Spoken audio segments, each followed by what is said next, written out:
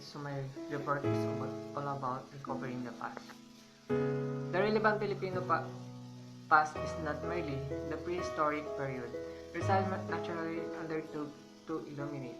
It will not be suffice today, even less than in this time, to skip over the Spanish colonial period in the grounds that there was no Filipino history before 1872.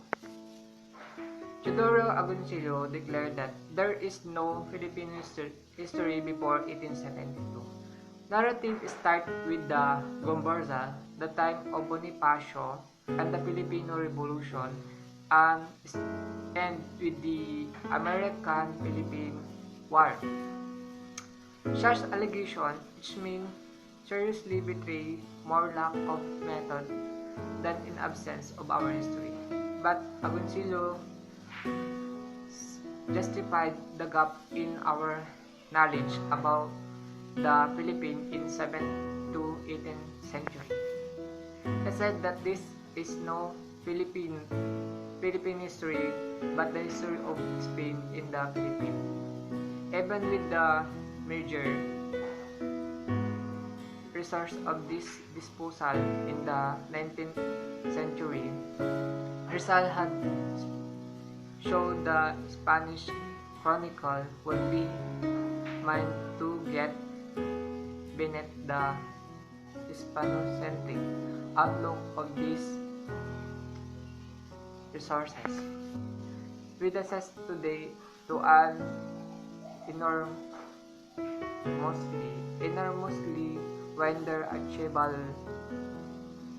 documentation, not to speak of the resources offered by such cognate discipline as archaeology, linguistics, and anthropology. A great deal can be learned about Filipino society during both the pre-Hispanic and Hispanic period.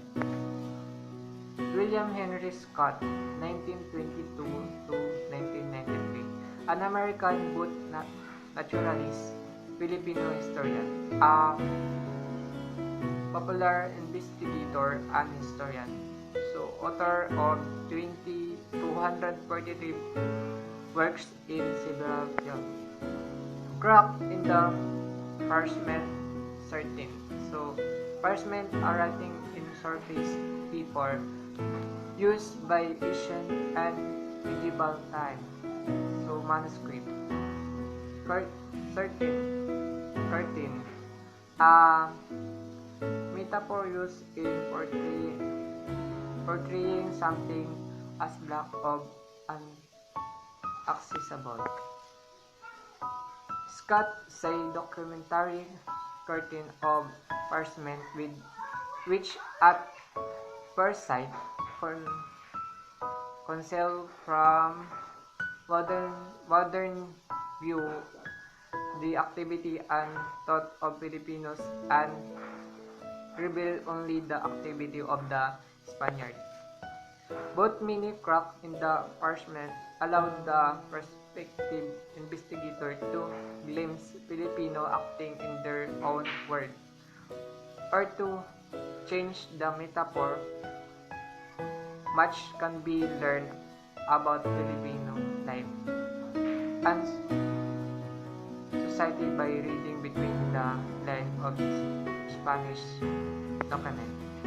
The chronicle may have aimed primarily to narrate the explosion, zeal, and hardship of the Spanish missionary, but they would not help but speak indirectly of the 16th century Filipinos whom the missionary succeeded in covering the field to rescue.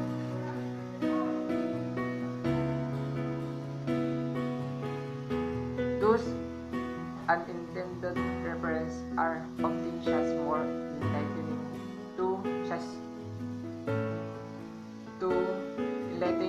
us than any number of exploit analysis of Filipino society.